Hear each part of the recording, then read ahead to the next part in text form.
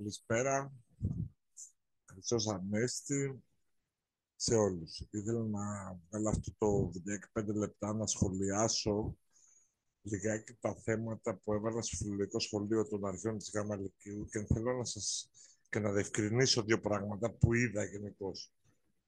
Λοιπόν, θα φανούν λίγο περίεργα. Επέλεξα τη 18η ενότητα με παράλληλα από την Παλαιά Διαθήκη και την Καινή Διαθήκη. Γιατί το πεζοθεριστικός, άσχετο αυτό, αλλά γιατί θεωρώ, ότι θα διαφανεί πολύ καλά ε, η προτίμηση των ανθρώπων, των φιλοσόφων, θεολόγων, όπως θέλετε, της παράδοσής μας, όπως και να έχει, της συλλογικής εξουσίας. Με κριτήρια μένα, αλλά της συλλογικής εξουσίας. Το ασυγχύτως και αδιαιρέτως που λέω. Είναι, νομίζω,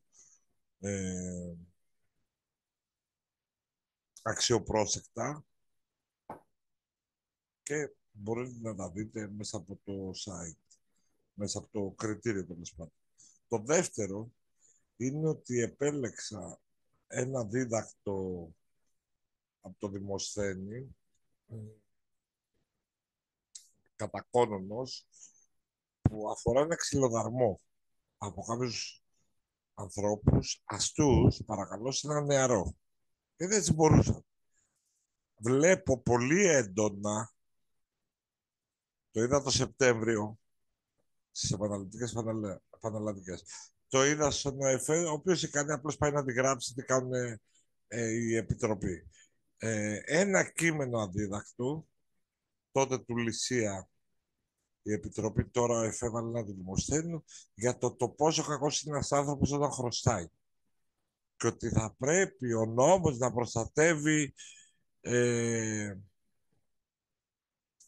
πείτε τους δανειστές, ξέρω εγώ. Ο Φιλέτης είναι κακός, έτσι. Λοιπόν, εμένα δεν μ' άρεσε αυτή η προσέγγιση, γιατί θεωρώ ότι είναι και λίγο πολιτική. Και προσπάθησα να θέσω ένα κείμενο στο οποίο να δείχνει ότι οι αρχαίοι δείχνανε πολύ μεγάλη βαρύτητα γενικώ στην προστασία της σωματικής ακεραιότητας, στη δημόσια ασφάλεια. Το οποίο αφορά και το σήμερα. Το οποίο δεν ξέρω γιατί το παραβλέπουμε. Και προσπάθησα να θέσω ένα κείμενο τέτοιο. Δεν θα το βρείτε κάπου, δηλαδή δεν υπάρχουν πηγές, ξέρω εγώ, στο διαδίκτυο τουλάχιστον. Ελπίζω να σας αρέσει. Επίσης, στο γνωστό θα επανέλθω ότι είδα πάλι τον ΕΦΕ να τη γράφει την Επιτροπή πριν 2 χρόνια, η οποία τι έκανε, έβαλε δύο διαφορετικές ενότητες, 16η, δεν θυμάμαι, όπου μία ερώτηση για τη μία, μία ερώτηση για την άλλη. Κανένα κοινό στοιχείο. Εγώ δεν καταλαβαίνω. Αυτό δεν είναι φιλολογικό. Είναι σαν να τους βάζει δύο διαγωνίσματα. Λάθος. Ή θα βάλεις ένα κείμενο, κάτι που το έκανε και φέτος η Επιτροπή και στις δύο εξετάσεις και καλώς έκανε, ή όταν θα βάζει δύο κείμενα, βάλει κάτι κοινό.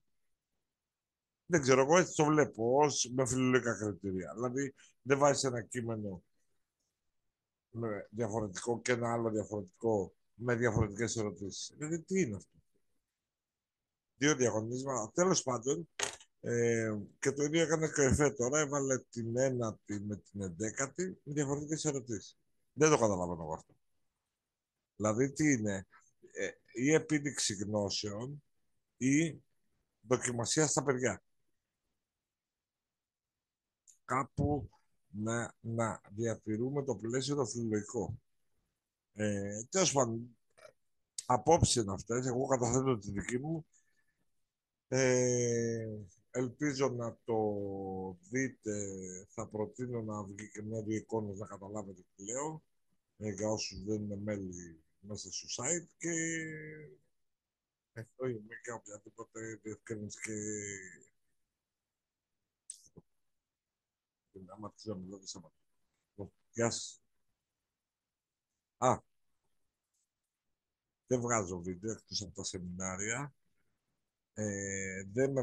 Δεν το κάνω συχνά. Ούτε θα με δείτε να διευκρινίζω, να βγάζω βιντεάκια, τι σημαίνει ο ψόγος, τι σημαίνει, ποια είναι η διαφορά του ακόμη από το ακόμα. Δεν θα κάτσω να ασχοληθώ με αυτά. Η γραφή είναι γραφή. Η γλώσσα μας εξετάζεται γραπτός και γραπτά πρέπει να κατανοούν όλοι. Τώρα αυτά τα βιντεάκια και τα λοιπά, εμένα συγγνώμη, δεν με βρίσκουν ιδιαίτερα σύμφωνα. Εκτός αν γίνονται με κάποιο συγκεκριμένο, σε κάποιο συγκεκριμένο πλαίσιο και υποδεικνύονται από, ξέρω εγώ, υπαγορεύονται από κάποια νομοθεσία. Κάπως έτσι. Λοιπόν, χαίρετο.